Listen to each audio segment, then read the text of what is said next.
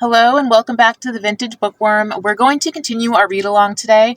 Part of it's going to be on camera, part of it's not. I'm waiting outside of an appointment I have to go to, and I figured it'd be the perfect time to film this because my kids are not with me and I have some quiet time. So where we started off last two chapters was Dorothy was basically, her career was taking off really like big time, but her husband's career was going downhill and he was turning to alcohol. And in the midst of all of that, she was kind of beginning an affair with the singer Johnny Ray, and how her husband was having his own as well. So their marriage was not great, to say the least, and they were both doing their own thing. So now we're going to continue to the next two chapters. I believe this is chapters 6 through 8 I'm going to be doing today, possibly 9, I'm not sure. But I read ahead a bit, and so what's in store for these chapters is the beginning of Dorothy kind of making some enemies in the underworld, in the mafia, particularly one Frank Sinatra. So there's the beginnings of that, and now we're just going to get right into the next chapter here. Hello and welcome back to the Vintage Bookworm. We're going to continue our read along today. Part of it's going to be on camera, part of it's not. I'm waiting outside of an appointment I have to go to, and I figured it'd be the perfect time to film this because my kids are not with me and I have some quiet time.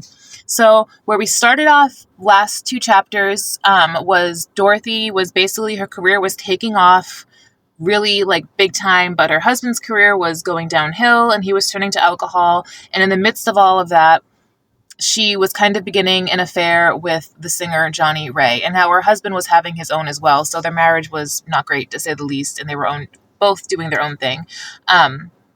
So now we're going to continue to the next two chapters. I believe this is chapters 6 through 8 I'm going to be doing today, possibly 9, I'm not sure. But I read ahead a bit, and so what's in store for these chapters is the beginning of Dorothy kind of making some enemies in the underworld, in the mafia, particularly one Frank Sinatra. So there's the beginnings of that, and now we're just going to get right into the next chapter here. I have my Dunkin' coffee. I'm from Massachusetts, and so I'm addicted to Dunkin' coffee. Anyway, all right. Let's start back up with chapter 6. And like I said, shortly here, I'm probably going to switch to just images and a voiceover, but I'm going to start out here with you guys. In late 1956, Dorothy Kilgallen made a deadly enemy when she began to carry on a public feud with a Kennedy family friend and mafia-connected singer Frank Sinatra. He was inflamed after she wrote a Journal American series titled The Real Frank Sinatra Story.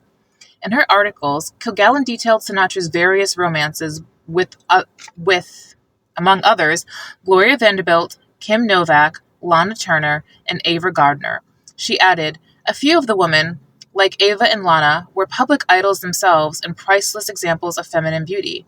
Many more, of course, have been fluffy little struggling dolls of show business, pretty and small-waisted and similar under the standard layer of peach-colored pancake makeup. Catty. But I get what she's saying. They are starlets who never got past first base in Hollywood, assorted models, vocalists, chorus girls, now lost in the ghosts of floor shows past. Others belong to the classification most gently described as tawdry. In turn, Sinatra derided Kilgallen's chinless appearance. Okay, this is like the third time they've called her chinless. And like, I understand she doesn't have a strong jawline, but they're just so hyper-focused on her chin. It's so strange. She responded by writing about his mafia connections. This included associating him with Chicago gangster Sam Giancana and LA crime boss Mickey Cohen. One evening, Sinatra walked by her at the Stork Club. Noticing that she was wearing sunglasses, he dropped a dollar bill in her coffee cup. Then he said to a friend, I always figured she was blind. Sinatra's antics irritated Kilgallen, but she disregarded them to celebrate Richard's 46th birthday hosted at New York City's Plaza Hotel. Richard is her husband, who, like I said, they're, I guess, basically just legally married at this point. Kilgallen surprised guests by accepting an invitation to dance with entertainer Bobby Short, an African-American cabaret singer and pianist best known for his interpretations of songs by popular composers of the first half of the 20th century. Onlookers who objected to any interaction between the races were thunderstruck by Kilgallen's audacity. She did not care. Bobby Short was a friend. She was ready to break down barriers. Skin color made no difference to her. And so, yeah, sometimes it's easy to forget that we're talking about the 50s and this time where there was still so much racial tension and racism to the point where you couldn't really, some people disliked seeing the races interact in public at all. So it's not really that long ago in the scheme of things, but during this time, Kilgallen was truly a household favorite. Various commercial opportunities abounded, and she took advantage of them. One involved print ads pitching her as enjoying flights on a particular type of airplane. The ad copy, next to a beaming photograph, read, "For business or pleasure, fly DC-6." Kilgallen's star power stretched to family members. Even though he did not bear the magic Kilgallen name, oldest son Richard hit the ad scene as well. Double Bubble Bubblegum hired him to pitch his product to the younger set, and that's her son, her oldest son, I believe.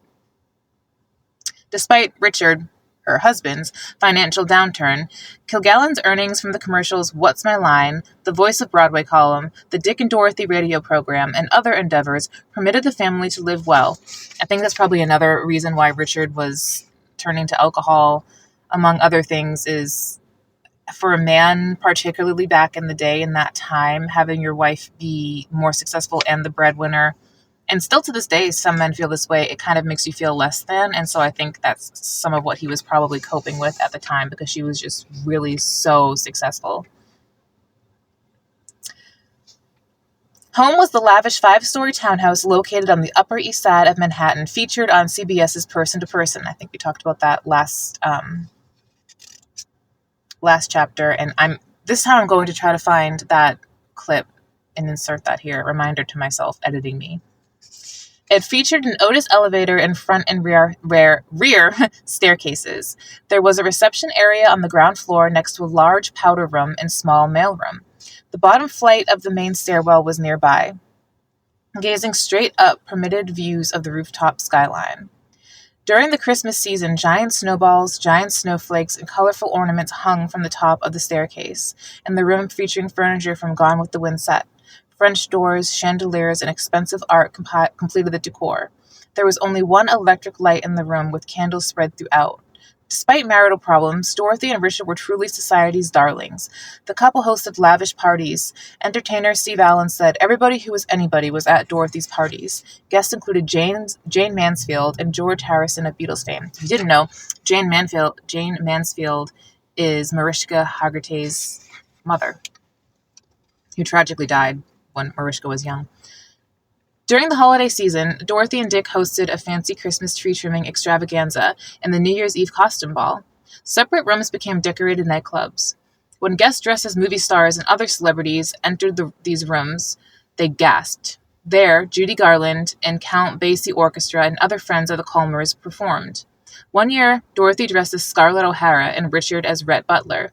At these parties, Kilgallen was the champion at word games and charades. All the while, Kilgallen's love affair blossomed with the sandy-haired singer Johnny Ray, 14 years her junior. Fellow columnist Liz Smith called the affair peculiar, while adding, "There was this white-gloved Catholic making out with a homosexual all over town." I believe that they said that he was bisexual in the last chapter, which I don't think that was. Upping the stakes, Dorothy Kilgallen continued to use her Voice of Broadway column to attack Frank Sinatra. She did so in an unabashed, unforgiving style, writing, "Success hasn't changed Frank Sinatra. When he was unappreciated and obscure, he was hot-tempered, egotistical, extravagant, and moody. Now that he is rich and famous, with the word on a string of sapphires in his cufflinks, he is still hot-tempered, egotistical, extravagant, and moody." That must have pissed him off so much. Striking back, Sinatra featured Kilgallen in his nightclub act. He told audiences, "She looks like a chipmunk." See, that to me is a hallmark of someone who has no real argument once you start attacking someone's looks in not even an intelligent way. That's what he was doing there. Sinatra must have been jealous of Kilgallen's extended popularity, probably jealous of her vocabulary as well, to be honest. Johnny Ray's biographer, Johnny White observed, "Rules must be followed. That was how they played it in Gotham. But Dorothy Kilgallen was in a position to change the rules anytime it suited her. Everyone from the mayor on down to mobster Frank Costello, who occasionally joined her table at PJ Clark's, knew it. Whether changing the rules or simply disregarding them, Kilgallen had the freedom to do as she wished.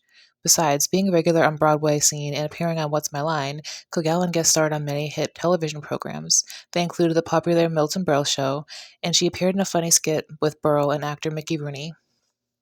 In Kilgallen's Voice of Broadway column, Elvis Presley became a favorite personality.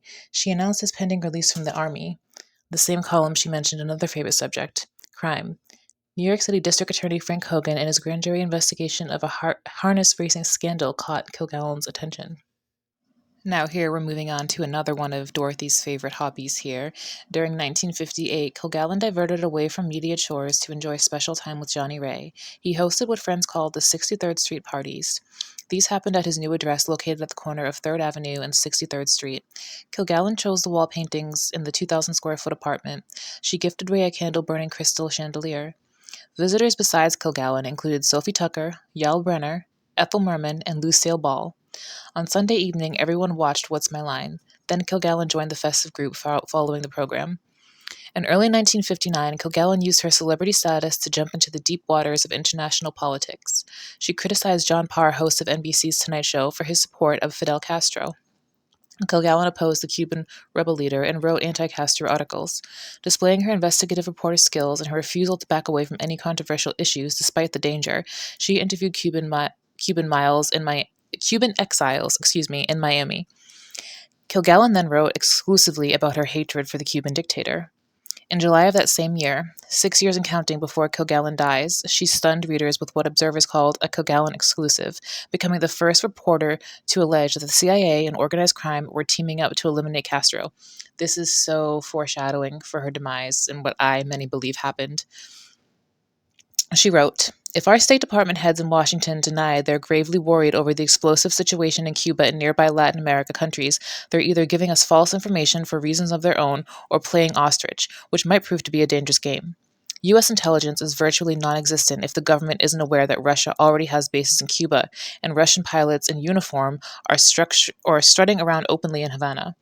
Fidel Castro is a target for so many assassins, they're apt to fall over each other in their efforts to get him. The mafia won't knock him off. So do the Batista sympathizers, of course. And then there are his own delusional rebels. I said barista, I'm sorry. Just for starters, he has machine guns and other ammunition mounted on every key rooftop near his base of operations, but the smart money doubts if any amount of precaution can change his status as a clay pigeon. You can see she's just like fearless in her reporting. She's not... Either she thinks she's invincible, doesn't think it will happen, or doesn't care that these men will turn on her. This Kilgallen scoop must have infuriated those in the State Department who she criticized for spreading false information. Members of the CIA and the Mafia who intended to keep their clandestine cooperative operation a secret also were offended. Certainly all three wondered who Kilgallen's sources were that were feeding her this secret information. True to her credo of protecting sources, Kilgallen never told anyone who the mole was, insisting Castro had become a clay pigeon ripe for elimination. As time passed, Kilgallen's enemy list was expanding. Besides Frank Sinatra, it now included 3 dangerous foes: the State Department, the CIA, and those in the underworld who are cooperating with the government to kill Castro. So she ticked off the wrong people. I can't think of a more dangerous position to be in, to be honest. During this time, Kilgallen rarely visited the Journal American offices. Instead, she used her office workspace on the 5th floor of her townhouse. She called it the Cloop. It featured chartreuse carpeting, embroidered Swiss curtains, and tiebacks with taffeta ribbons and bows, floral wallpaper, and a bed. No one could enter the Cloop, not even family members, including youngest son Kerry. Continuing to expand her power of influence into international affairs, Kilgallen covered Nikita Khrushchev's September 1955 visit to the United States. Familiar with the famous columnist, the Soviet premier waved at her when he arrived at Andrews Air Force Base. The Soviet leader met with President Eisenhower, but was upset when denied a trip to Disneyland for security concerns. Exposing her disdain for even the wife of the world leader, Kilgallen became embroiled in a media war. This happened when she described Nikita Khrushchev in a Journal American story bearing the headline, "Our Miss K says Mrs. K's clothes fit like a slipcover." The article read, so she was attacking the appearance there. The article read, "The grisliness of her attire amounts almost to demonstration of piety. It would be difficult to find clothes comparable to hers in the waiting room of a New York employment agency for domestic help. In this decadent capitalistic republic, applicants for jobs as laundresses, chambermaids, and cooks usually are far more a la mode than the Russian first lady." So she was just saying that she was dressed way, I guess that would be like someone saying that someone was wearing sheen to, like, I don't know, a high end affair, which is the name of one is escaping me right now. But she had definitely a way with words to insult people. Reader comments, including one feeling revolted and another ashamed of Kilgallen's comments. Worse now, Kilgallen had offended the Russian government, adding them to her enemies list, so she's just making enemies with all the Iran foes. From the late 50s until her death, Kilgallen grew more notorious than she ever had been popular. Being notorious meant she was a target for anyone with a grudge to bear, which was many people. That wraps up today. We did chapters 6 and 7, and I will carry on with chapter 8 and 9 next time. I'm going to try to get these out more often throughout the week. Thank you guys so much for listening. Please comment, like, subscribe. Let me know what your thoughts are so far, or anything else in this time period that you're interested in. And I'll see you guys next time here on the Vintage Bookworm.